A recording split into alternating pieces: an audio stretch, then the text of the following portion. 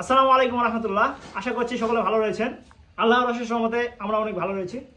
তো খামার যদি করতে চান, অনেকে ভাবেন যে কী হয়েছে, টাকা আমার কাছে আছে 5-10 লাখ, একটা শেড করলাম, কয়েকটা ঘর তুললাম, 2টা লোক রাখলাম, আমি চিয়ালে শুধু দেখভাল করলাম, চিয়ালে বসলাম, হিসাব নিকাশ করলাম। এইভাবে যদি কেউ খামার করতে চান প্রান্তিক পর্যায়ে, সে কখনোই পারবেন না। তারা আপনারা কী করবেন, কিছুদিনের মধ্যে আপনাদের লেজ গুটিয়ে এখান থেকে এই সেক্টর থেকে চলে যেতে হবে।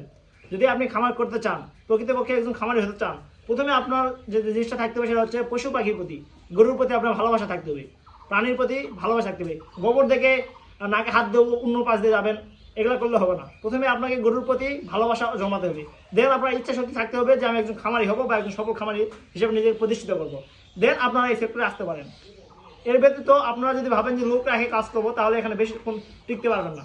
আমার দেখায় অনেক খামারি আছে যারা এরকম করে আসছে, কিন্তু বেশি দিন এই পর্যায়ে টিকতে পারে নাই। তাই আপনারা যদি খামারি হতে চান, অবশ্যই আপনাদেরকে গরুর প্রতি ভালোবাসা থাকতে হবে। সকালবেলা গরুকে আসতে হবে, এভাবে গরু গায়ে হাত দিবেন।